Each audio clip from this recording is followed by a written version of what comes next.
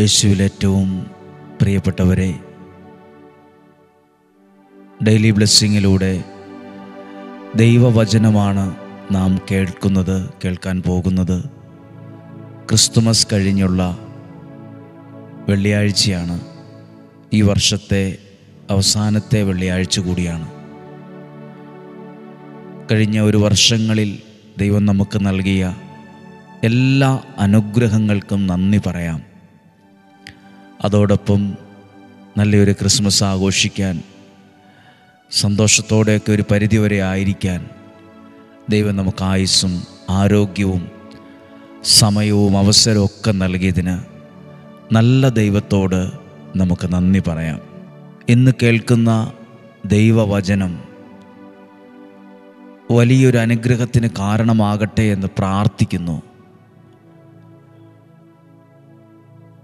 ലോകത്തിൻ്റെ വിവിധ രാജ്യങ്ങളിൽ, ദേശങ്ങളിൽ, കുടുംബങ്ങളിൽ, നമ്മുടെ നാടുകളിൽ, അടുത്തായിരുന്നാലും അകലെയായിരുന്നാലും ഇന്ന് വചനം കേൾക്കുമ്പോൾ നിങ്ങളുടെ മനസ്സിൽ ദൈവത്തിൻ്റെ വലിയൊരു ഇടപെടൽ നിങ്ങളുടെ ജീവിതത്തിൽ അനുഭവിക്കാൻ ഇടയാകട്ടെ.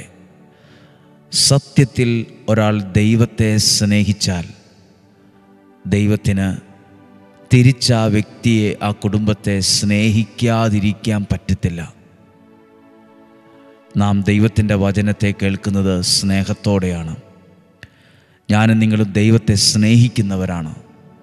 ദൈവത്തിന് തിരിച്ച് നമ്മെ സ്നേഹിക്കാതിരിക്കാൻ കഴിയില്ല. കാരണം ദൈവം സ്നേഹമാണ്.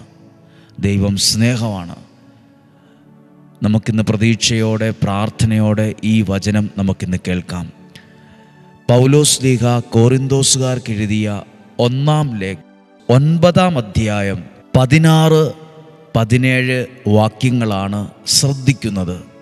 1 കോരിന്തോസ് 9 അധ്യായം 16-17 വാക്യങ്ങൾ. ഞാൻ സുവിശേഷം പ്രസംഗിക്കുന്നെങ്കിൽ അതിലെനിക്ക് അഹംഭാവത്തിന് വകയില്ല. അത് എൻ്റെ കടമയാണ്.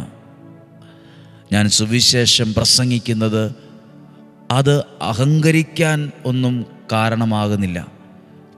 പിന്നെയോ അത് കടമയാണ്. ഞാൻ മാത്രമല്ല, ഡെയിലി ബ്ലെസ്സിങ്ങിലൂടെ ഈ വചനം കേൾക്കുമ്പോൾ നിങ്ങൾ എത്ര പേർക്കാണ് അത് ഷെയർ ചെയ്ത് അവരവരുടെ വീടുകളിൽ എത്തിക്കുന്നത്? നിങ്ങളും ചെയ്യുന്നത് സുവിശേഷ വേലയാണ്. അതെൻ്റെയും നിങ്ങളുടെയും കടമയാണ്. ദൈവത്തിൻ്റെ വചനത്തെ കൊടുക്കുകയാണ്.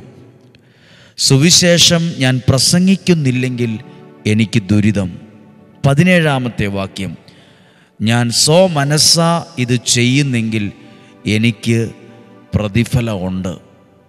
ദൈവത്തിൻ്റെ വചനം ഞാൻ സ്വന്തം ഇഷ്ടപ്രകാരമാണ് അത് സ്വീകരിക്കുന്നതെങ്കിൽ, അത് കൊടുക്കുന്നതെങ്കിൽ തീർച്ചയായും അതിന് പ്രതിഫലമുണ്ട്, അതിനുത്തരമുണ്ട്.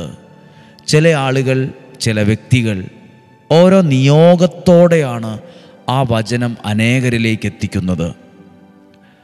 പ്രതീക്ഷയോടെയാണ്, പ്രാർത്ഥനയോടെയാണ് ഈ വചനം. ശ്രദ്ധിക്കുക, 17 വാക്യം. ഞാൻ സ്വമനസ്സാ ഇത് ചെയ്യുന്നെങ്കിൽ, ആരുടെയെങ്കിലും നിർബന്ധം കൊണ്ടോ, വഴക്ക് പറഞ്ഞുകൊണ്ടോ, ദേഷ്യപ്പെട്ടത് കൊണ്ടോ, അവരെന്നാ വിചാരിക്കുമെന്ന് വിചാരിച്ചോ, മറ്റുള്ളവരെ കാണിക്കാനോ ബോധ്യപ്പെടുത്താനോ ഇതിനൊന്നും ആയിരിക്കരുത്. സ്വമനസ്സ, സന്തോഷത്തോടെ നിങ്ങളുടെ വീടുകളിൽ ഈ വചനം കേൾക്കുന്നു. സ്വമനസ്സ. എത്രയൊക്കെ തിരക്കുണ്ട്, എത്രയൊക്കെ ക്ഷീണമുണ്ട്, എത്രയെല്ലാം പല കാര്യങ്ങളിൽ വ്യഗ്രചിത്രയുള്ള മനസ്സുണ്ട്. എന്നാലും സ്വമനസ്സ ഈ സുവിശേഷം, ഈ ദൈവവചനം നിങ്ങൾ കേൾക്കുന്നെങ്കിൽ തീർച്ചയായും അതിന് പ്രതിഫലമുണ്ട്. പ്രതിഫലമുണ്ട്. ആരെയും നിർബന്ധിക്കണ്ട, ആരെയും ഈ വചനം വഴക്ക് കൂടി കേൾപ്പിക്കരുത്. ഇത് നിർബന്ധം കൊണ്ട് ഇത് ഷെയർ ചെയ്യരുത്.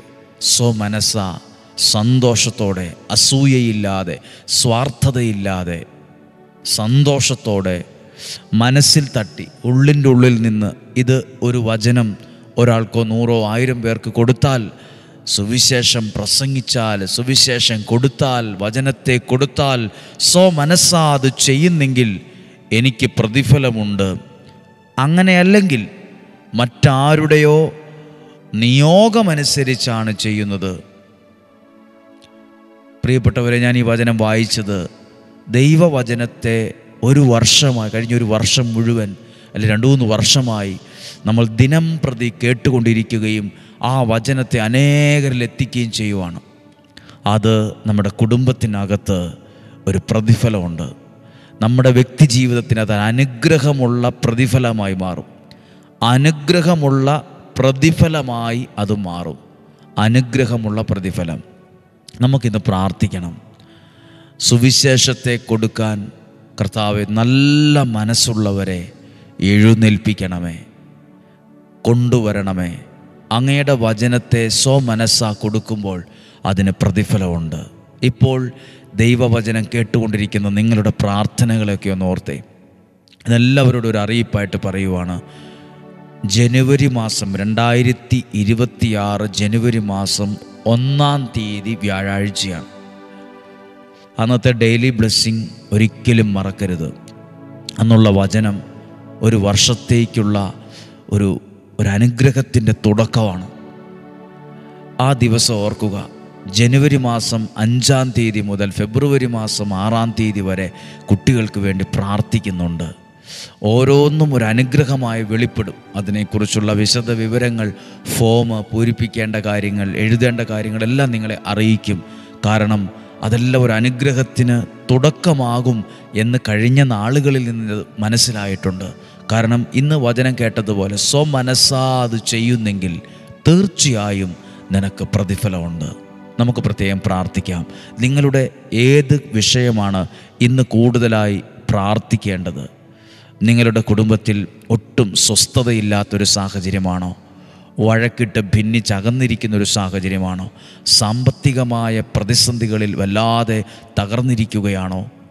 അതോ ഏതെങ്കിലും രോഗപീഠകൾ കൊണ്ട് മാനസികമായി വിഷമിച്ചിരിക്കുകയാണോ? നിങ്ങൾ ഏതെങ്കിലും ഒരു സ്ഥലത്ത് പെട്ടുകിടക്കുകയാണോ? തകർന്നു കിടക്കുകയാണോ? ചില പ്രിയപ്പെട്ടവർ മരണം മൂലം വേർപിരിഞ്ഞു പോയതിലുള്ള ദുഃഖമാണോ? ഏതാണ് നിങ്ങളുടെ ദുഃഖം? എവിടെയാണ് നിങ്ങൾ വാടിയ മനസ്സോടെ ഇരിക്കുന്നത്? നിങ്ങൾക്ക് വേണ്ടി പ്രാർത്ഥിക്കട്ടെ. നല്ലൊരു ഭവനമില്ലാത്തത് കൊണ്ടാണോ? ഭവനമണി പൂർത്തിയാകാത്തത് കൊണ്ടാണോ? ഈ വർഷവും എൻ്റെ കുഞ്ഞിൻ്റെ വിവാഹം നടന്നില്ലല്ലോ, ഈ വർഷവും ഒരു കുഞ്ഞിനെ ഞങ്ങൾക്ക് ദൈവം തന്നില്ലല്ലോ, ഇങ്ങനെയുള്ള പ്രയാസത്തിലാണോ? ഈ വർഷവും ജോലിയിലൊരു പ്രമോഷൻ ഉണ്ടായില്ലല്ലോ, ഈ വർഷവും നല്ലൊരു ജോലി കിട്ടിയില്ലല്ലോ, അല്ലെങ്കിൽ പോകാൻ ഒത്തില്ലല്ലോ, PR ശരിയായില്ലല്ലോ, വീടൊന്നും മേടിക്കാൻ പറ്റിയില്ലല്ലോ. ഒന്നിനെക്കുറിച്ചും ഭാരപ്പെടണ്ട. നമ്മൾ കേട്ടുകൊണ്ടിരുന്നത് ദൈവവചനമാണ്. അതിനകത്ത് എഴുതിയിട്ടുണ്ട്, സ്വമനസ്സ ആണ് കേൾക്കുന്നതെങ്കിൽ, കൊടുക്കുന്നതെങ്കിൽ തീർച്ചയായും അതിന് പ്രതിഫലമുണ്ട്, അതിനുത്തരവുണ്ട്. അങ്ങനെയെങ്കിൽ പ്രാർത്ഥിക്കട്ടെ. കർത്താവേ, അങ്ങയുടെ വചനം ഈ 26-ാം തീയതി കേട്ട് പ്രാർത്ഥിച്ച ഓരോരുത്തരെയും, അത് അയച്ചു കൊടുത്തവർ, സ്വീകരിച്ചവർ, എഴുതിയവർ, പ്രാർത്ഥിച്ചവർ സകലരെയും അങ്ങയുടെ നാമത്തിൽ അനുഗ്രഹിച്ച് ഞങ്ങൾ പ്രാർത്ഥിക്കുന്നു. ഈ വെള്ളിയാഴ്ച ദിവസം വചനം കേൾക്കാൻ ഈ സ്ഥലത്ത് ഒരുമിച്ച് കൂടുന്നവരെ, വന്നുകൊണ്ടിരിക്കുന്നവരെ സകലരെയും അനുഗ്രഹിച്ച് പ്രാർത്ഥിക്കുന്നു. ദൈവനാമത്തിൽ ഏൽപ്പിക്കുന്നു, ദൈവകരങ്ങളിൽ ഏൽപ്പിക്കുന്നു. രോഗങ്ങൾ, അപകടങ്ങൾ, ദുർമരണങ്ങൾ, മുപ്പെത്താത്ത മരണങ്ങൾ, ചതികളിൽ നിന്നും, വഞ്ചനയിലും, നിരാശയിൽ നിന്നും, കുറ്റബോധത്തിൽ ഞങ്ങളെ സംരക്ഷിക്കണമേ. ശരീരത്തിൻ്റെ അകവും പുറവും സംരക്ഷിക്കണമേ. ദീർഘായുസ്സും ആരോഗ്യവും സന്തോഷവും സമാധാനവും നൽകണമേ. നിലനിൽക്കുന്ന ഐശ്വര്യം നൽകണമേ. കഴിഞ്ഞ വർഷം, ഈ വർഷം ഞങ്ങൾക്ക് നൽകിയ സകല അനുഗ്രഹങ്ങൾക്ക് നന്ദി. വചനം ഒരുക്കിയതിന് നന്ദി, വചനം നൽകിയതിന് നന്ദി, അത് സ്വീകരിക്കാൻ അനേകരെ ഒരുമിച്ച് കൂട്ടിയതിന് നന്ദി. ഇന്നും ജീവിക്കുന്ന യേശുവിൻ്റെ നാമത്തിൽ പ്രിയപ്പെട്ടവരായ നിങ്ങളെ അനുഗ്രഹിച്ചുകൊണ്ട് പ്രാർത്ഥിക്കുന്നു, ഇപ്പോഴും എപ്പോഴും എന്നേക്കും. ആമേൻ. പ്രിയപ്പെട്ടവരെ, ഇന്ന് വെള്ളിയാഴ്ച ദിവസം ഒരുമിച്ച് കൂടി പ്രാർത്ഥിക്കുന്ന ദിവസം, എല്ലാവരെയും ഓർത്ത് പ്രാർത്ഥിക്കുന്നു. ദൈവം അനുഗ്രഹിക്കട്ടെ. കേൾക്കുന്നവർ മറക്കാതിരിക്കട്ടെ. ജനുവരി മാസത്തെ 1-ാം തീയതി ഡെയിലി ബ്ലെസ്സിങ് മറക്കാതെ കാണുക, പ്രാർത്ഥിക്കുക.